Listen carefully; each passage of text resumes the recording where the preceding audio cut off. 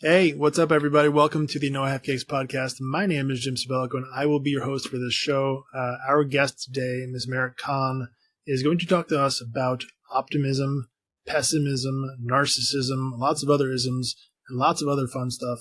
It is truly an enjoyable show, and I do hope you enjoy it. So without further ado, let's hop into it. 3, 2, 1. Here we go!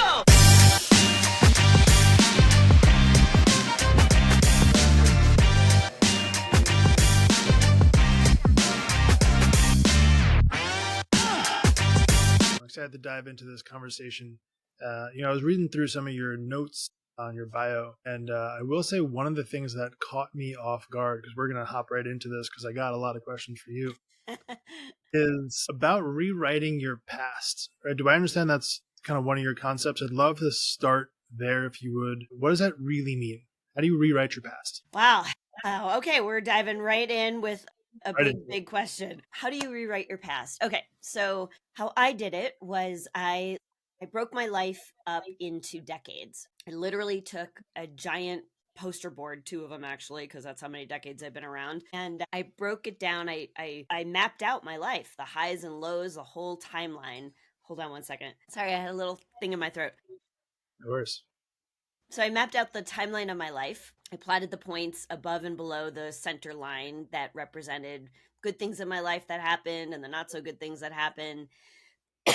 And then I took a step back and I thought, all right, well, I've had highs and lows like anybody. And the one thing that I can see is that I've always bounced back after bad things. And I think anybody who's lived a long enough life knows if they're still walking around, they've overcome something. And I think when I started really studying stand-up comedy and learning how a comedian thinks, I started to look at the places in my life that weren't so great. And I thought, what if I could look at those moments the way a comedian would? And at the time, I happened to have been going through a nasty divorce with a narcissist. And so I had a lot of troubling times to look back on.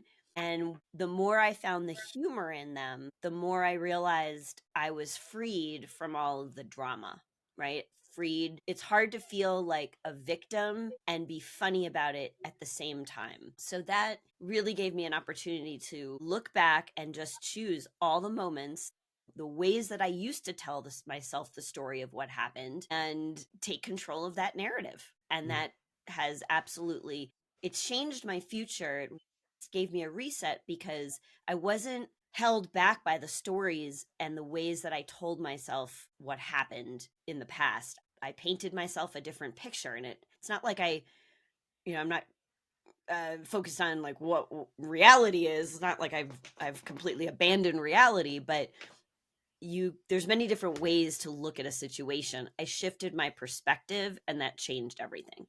I love that. And I wanted to start there because, and I think I agree with what you're saying.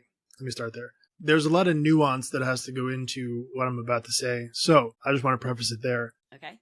In order to boil down like a nice statement for bio, I think you gotta have to make some assumptions that people are going to follow along. And the reason why I mention all of that is I feel like the idea of rewriting your past, a lot of people will take that and think, I'm just going to ignore the bad stuff. I'm going to pretend it never happened.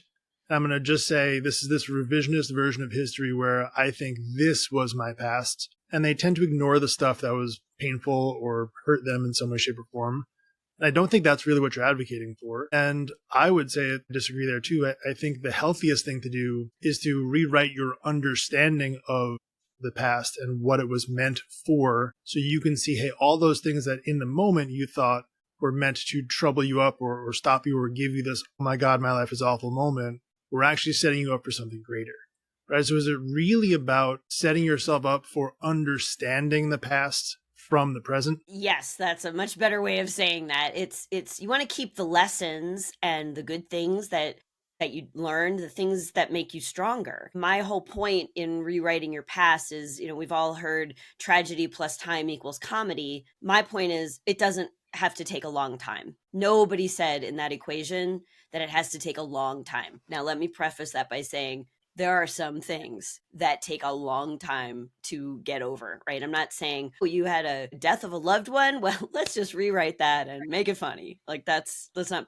let's not be Pollyanna. There's healing and there's, recovering and there's really appropriately handling trauma. I'm just saying that when you give yourself the gift of expanding out and seeing with a new perspective what happened, then you can choose the beliefs that you need to serve you about your future. There's a concept I call hand-me-down beliefs, things that you might have been told about your past, right? It doesn't have to be like, oh my gosh, this big thing happened, but it may be just that you grew up thinking that one of my things was, you never really know somebody. Now, I don't know exactly where that belief popped into my head and stuck, but if I live my life and the undercurrent belief is you never really know somebody, then I have a lifetime of skepticism and never really trusting anybody, and that's only going to get my relationship so far. And I was doing my own coaching. I was actually training a group in this concept of hand-me-down beliefs. And I had never really previously thought about that particular one, but it kind of played off of something that someone else in the course was saying. And it reminded me like, oh yeah, I kind of do believe that. And I looked at that for myself and I thought, that's a hand-me-down belief. It's no different than this giant sweater from my cousin who isn't my size, but it was handed down to me. And so now as an adult, I get to look at that belief and say, you know what? I don't want that sweater anymore. Like, that sweater doesn't look good on me. That sweater doesn't make me feel good. I'm going to return this sweater to the Goodwill store and let somebody who needs that sweater enjoy it. For me, I'm going to look at that and say, you know what? I would like a life of being able to trust somebody, being able to open myself and be able to, create a safe environment for my person to be able to open themselves up and let me know them. And so it was a belief that got me to a certain point. I think you should be, somewhat like a little, you don't want to be overly trusting, like there's a balance. But when I looked at the belief that I had, and I saw the future that belief provided, it wasn't the future vision that I wanted for myself. So instead of being in an argument with reality about my future, I went back to the root of the belief and I handed it back. I chose as an adult, with an adult perspective, a new belief that would serve me. Like, the new belief is, I'm going to let somebody prove to me that they are trustworthy, and I'm going to be open and I'm going to create this environment where they're open. Like, I do believe you can know somebody and you can know their character. And that gives me a whole different life than the I will never know who I'm sleeping next to belief. Yeah. I think too, there's this part about truly knowing yourself, right? And I guess to some degree, that's what you did with your poster board project there, is really kind of taking a look at who you are and all these different parts of your history that made you right now. Were they inherited hand-me-downs? Were they things that you actively decided to put into your life? And really taking like a firm control over how you show up and figuring out, is this just a thing that was inherited, or did I actively decide this is my worldview? Is that right? Yes, exactly. Like, who's to say one is more true than the other? Just because a belief was handed down to you, or you decided it as a child with a child's perspective, doesn't mean that's the true belief. Just because you've had it for a long time, you could, in an instant, create a new belief that will shift everything. And why isn't that belief any more or less, why is it more or less true than the one that you've had for a long time? So I think, it's all about being able to use language to design the life that you want in a very deliberate way, and not be held back by the beliefs that shaped us to this point, but to see them for what they are, honor them, thank them. Thank you, beliefs. Those got me to this point. Those got me this future. This other future that I'd like for myself is going to require me to think differently, act differently, move through the world in a new way. And not completely, totally different, but just a couple of slight shifts can make a big, big difference. For me, it was studying comedy. Just changed absolutely everything. And because humor lightens the load you hold, it's hard to be stressed out and laughing at the same time. you could have stress in your background and go to a comedy club and get a little relief, but you can't have a belief that I will find the funny to turn this situation around no matter what, and be stuck in stress for too long. I'm not saying I don't have stress in my life or difficult things or all of the things that normal human beings go through, but I will say I have become much better at looking at something and going, God, this just sucks right now. And someday I'm going to make such a great joke out of this. Like, and just knowing that gives me just a little bit of an opening for a possibility. Like, I'll find the humor. I will. I don't want to wait 10 years to find the humor. I want to find it. Yeah. So is that, then if we talk about like what it means to be an eternal optimist, right? I think there's a misconception there where the eternal optimist always sees only the bright side. And I think the difference that a lot of people miss is it's not that you only see the bright side. You still see the negative crap and junk of everyday life. You just choose to believe that there is a bright side possible and you could live in that and it's possible to achieve, right? It's not that, hey, this current thing that I'm in right now is the worst and it's going to stay the worst. You just believe that, there is a better version possible if you so choose. Correct. Yeah. I love the work of Martin Seligman. He's really the father of positive psychology, and I've taken courses and have a certification in positive psychology. So I'm not just an optimist. I'm a certified positive person. Also, I'm certified in emotional intelligence, and part of emotional intelligence is really studying and looking at and assessing the levels of both optimism and reality testing within individuals. And once you understand the dynamics of how somebody who's overly optimistic with a very small dose of reality check, well, that person is going to hear whatever they want to hear, and they're not going to ask questions. You could teach them to ask questions, but it's not going to be their go-to things. Like, they're just going to be like, do la la la, everything's going to work out. And somebody on the other side of the spectrum, like high in reality check but lower in optimism, they're going to be constantly playing devil's advocate with you, and they're probably less likely to get into action because they're looking for the threats. They're seeing all the bad things that could happen, and they're not like being pulled by the momentum of finding and looking for a silver lining. So I've always coached my clients that what you really want is you want more of a balance between optimism and realism, but you want to lean a little bit more towards optimism, because if you don't see something working out, the brain goes, well, why bother?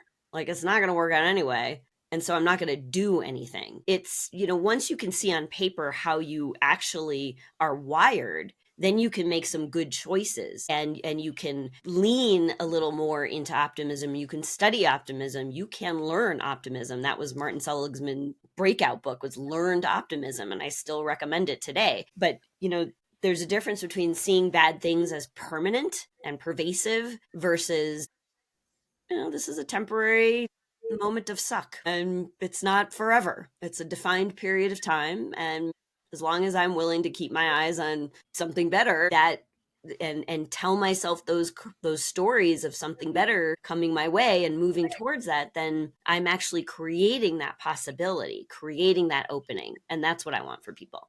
I think there's another, the other side of that too is kind of the understanding that even the positive things are temporary, right? Because you get a different appreciation for them. When you're living in that moment, you realize, hey, this thing will not last forever. Let me be present and enjoy it. Does that ring true as well? Absolutely. Yeah. I mean, you have to experience the highs to understand the lows, and vice versa. If you are thinking that the good times are just, going to keep on rolling in, you lose the opportunity for the gratitude, I think.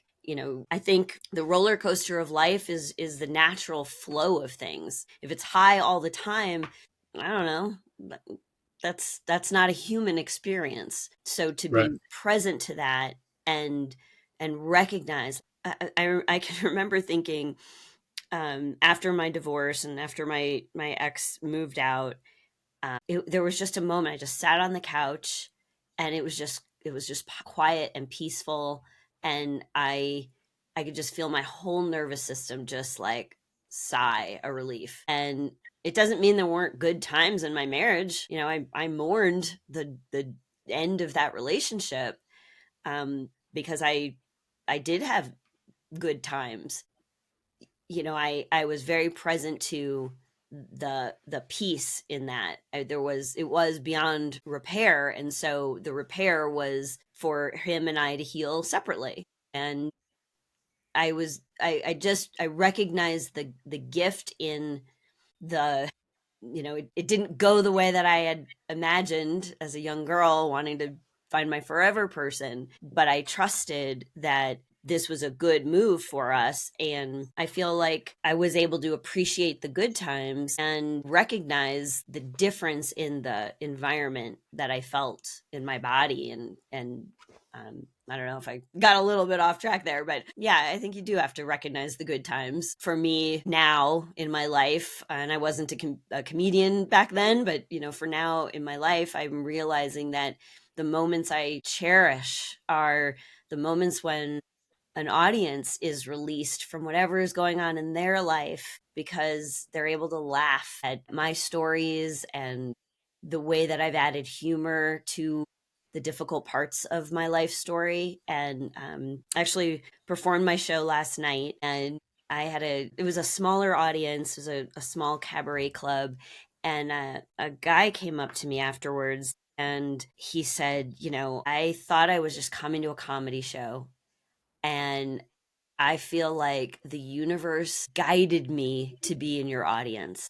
I'm going through a divorce after 20 years of marriage, and I just you're an empath. You helped me see that something that something was possible for me. And then he's like, "How can I work with you?"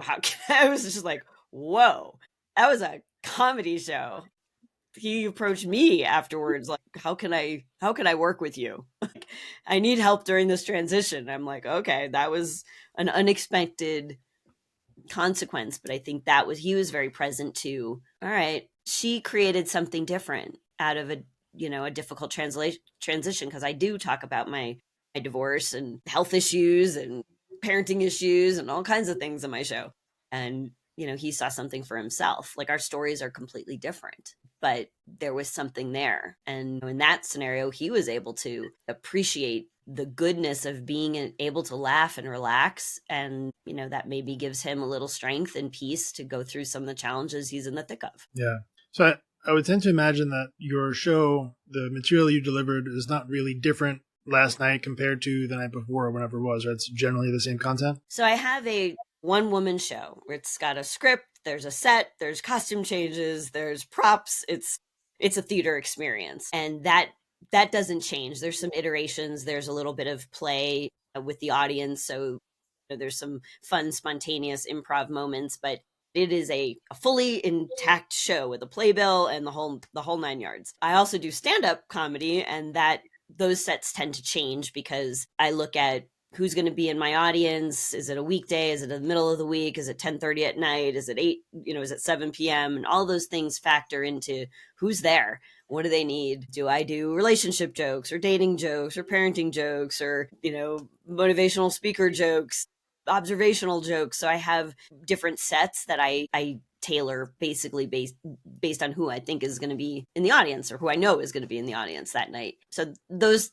sets tend to change a little bit, but my show is fully baked. So the reason I ask is because, when that guy said he felt like that show was sort of catered for him specifically, I'm assuming, again, the show was the same concept. Yes. So what I'm really driving at there is, for him in that moment, it was almost like you didn't change anything specifically for him, but what you did do was you gave him permission to kind of see himself by you living out your life in public, right? Exactly. And by you putting on your show and doing what you did, you kind of gave him perspective to then look back at his own life in a certain different way that he just didn't see before. Do I understand kind of how that worked out? Yes, you nailed it. It's actually, the show is just one little piece of what I call the WorkShow experience. So, and it's all been evolving in this beautiful expression of what I am here to do in the world, which is really, open minds to new possibilities, right? My whole life is like, anything's possible.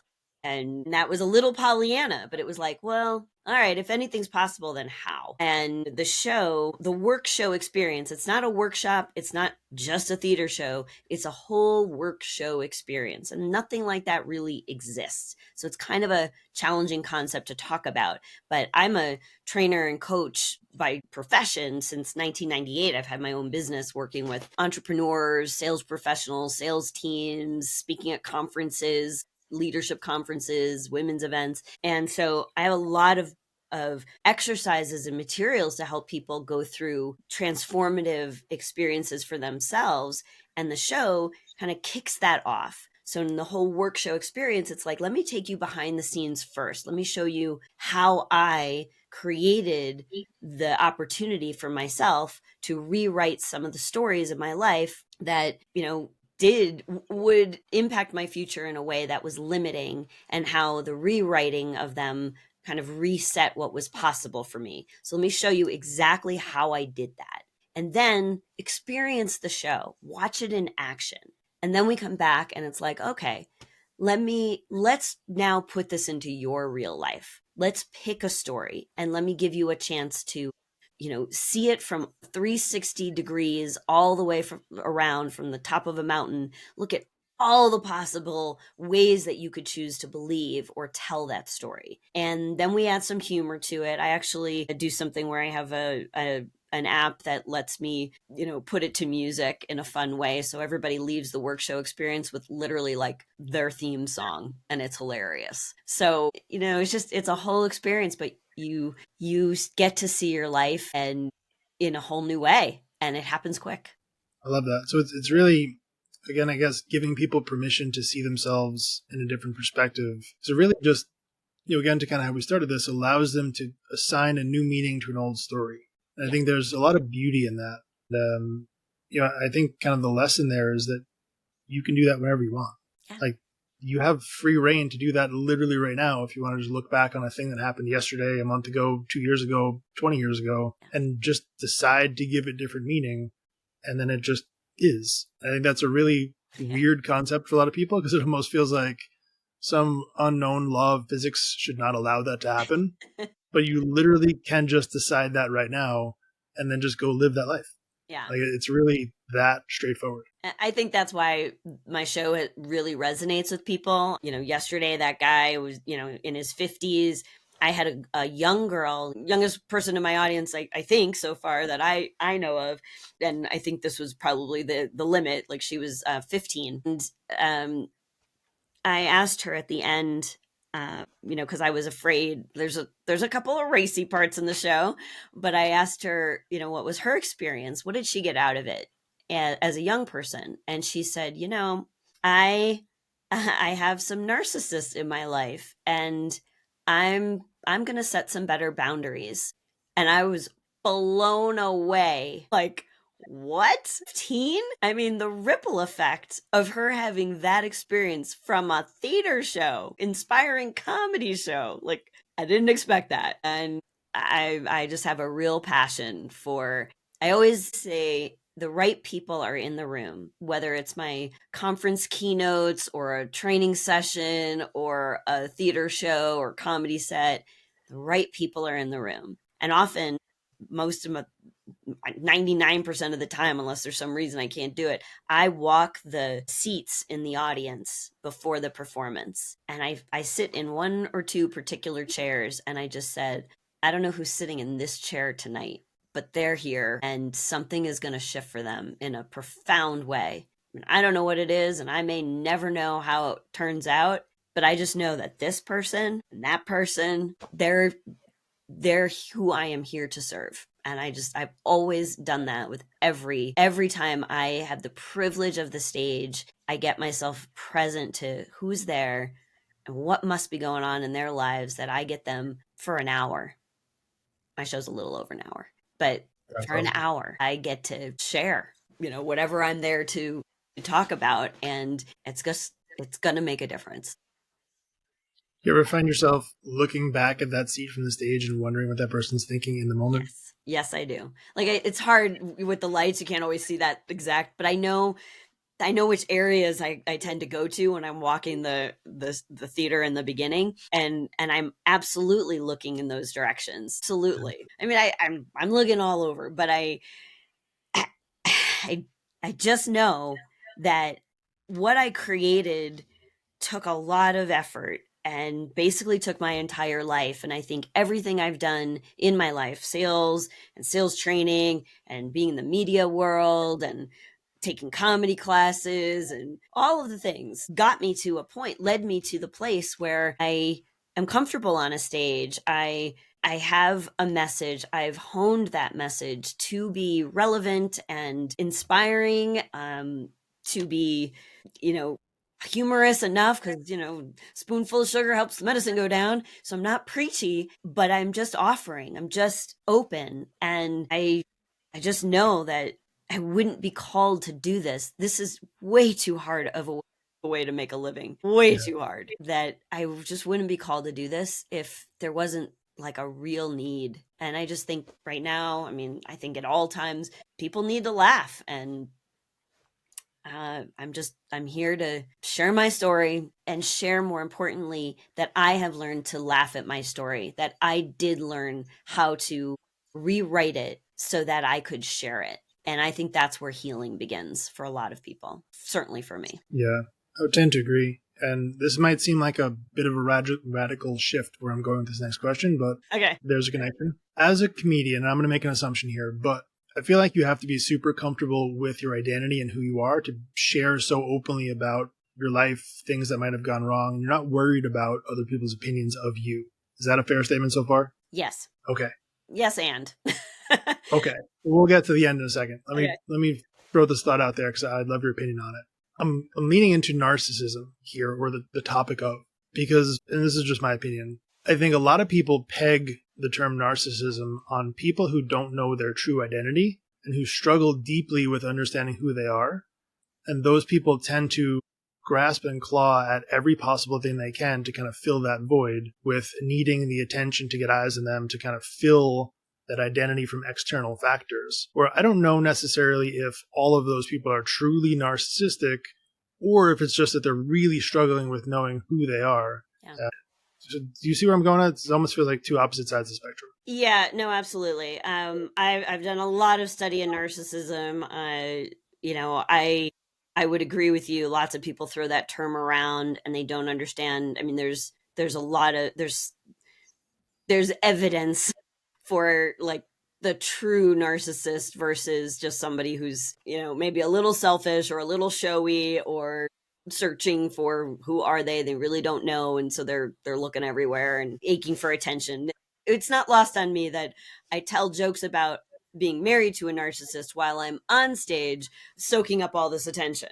Like, interesting. Yeah. Well, I think there's a different purpose though, right? You're not up there just to see your name in lights and to get the applause. Yeah. We literally just finished talking about, being there to help other people see themselves better, right? So, it definitely feels different, although I'm sure some people will judge you and that's out of your control. Who cares what they think? Obviously, I'm sure that's a thing that as a performer or a stand-up comedian, you have to get over, caring what other people think. But yeah, I think most of it just has to do with our understanding of our own role and our identity. Yeah, you do need to understand your strengths, your weaknesses, and I think, I learned a lot about myself as a sales trainer and coach. I was constantly assessing my clients, and every time I brought a new assessment into my business, I had to run myself through it. So I have assessed myself ad nauseum. Emotional intelligence is probably my favorite tool because you can really change things. You can learn and grow and impact those scores, whereas certain behavioral based styles are, it's kind of like, well, you are this style and you can adapt in certain situations, but this is kind of how you're wired. And that's helpful to know as well. One thing I did learn about narcissism is that you cannot be a narcissist and empathetic at the same time. A narcissist lacks empathy. So empathy for others, putting yourself in other people's shoes, if you can do that, you're not a narcissist. You are one of those people that you described as just kind of looking around like, who am I really? And I will say that narcissists look for people who are people pleasers. And it's interesting that, it was in my study of comedy that I started to for the first time not care so much about what people think. I definitely have my people pleasing moments, and those are very natural and automatic to me. And I've had to really work at, like, I'm going to share my story. It is what it is, and I trust that you're here for a reason. It's up to you to decide if you're open to receiving that. Can't I? There's only so much I can do, and I think that's a big part of it too. Is just being open minded. I don't know. That's another tangent. Yeah. No, I think you're spot on there, and so much of it has to do with, like we said, that understanding of kind of where you're at, and looking at, hey, this is who I am, this is where I want to go. How am I going to take advantage of the things that have happened in the past and use them as a firm foundation to build from? Not to say shame on the past, not to say it's this person's fault or that person's fault, but just to kind of gain that perspective on like where you are at, the things that you have endured, the lessons you've learned, and how you can use all that and leverage all that to put yourself in a position to succeed. And I think it's a thing that requires a lot of consistency, which is definitely hard for some people because it's uncomfortable. And it's very uncomfortable to stay in that kind of zone where you're kind of like constantly looking at, hey, what went wrong? How can we rewrite this, etc. I don't think it's that hard. Right? It's not a hard concept to do. It's just very uncomfortable. And so people just don't do it. I couldn't agree with that more. I think people don't do it because, yes, it's uncomfortable, but there's no formula for it. There's no, I don't know, I guess I'm sure it exists. Like there's guides to take you through it. It's not like I'm sitting here going, I'm the first one to take people through an experience to rewrite their past. Like I've been through things myself. How I developed some of the ways that I work with people now to do that came from the experiences that I've had. So it exists, but you're right. It is uncomfortable, except that that's also a choice. It doesn't have to be uncomfortable. And that's why I think, coming at it from a humor perspective, it lightens it. And, I think that's part of the real magic of the show is, I talk about genetic testing and, doctor's reports of you're going to die and you're still laughing about it. Like, what? And I just think that's, there's a freedom there in being able to say, look, I'm going to tackle this thing. Maybe it's going to suck for a little while. Maybe that is the reality, but it's not going to suck forever. And and I'm committed to, like, this doesn't have to be hard. It could just be, I look at my timeline of life. I see that I've been through ups and downs. I can objectively look at it and go, okay, I have bounced back after bad things. This is one of those times. So is the line below the midpoint going to be a long one or a short one? That is completely up to me. Right.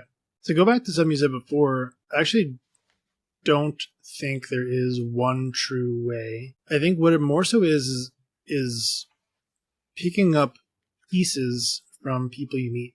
Right. So that dude who went to your show last night may have picked up a piece, a perspective. And that one perspective will take him 5% of the way. And it's going to lead him to look for the next relationship, the next experience, which is going to give him another 5% chunk. Yeah. So I don't think that there is one true way that we can all follow. More so that it's about keeping our eyes open to the fact that these relationships are in our lives. If we pay attention to them, we can take a lesson from it and just stack it.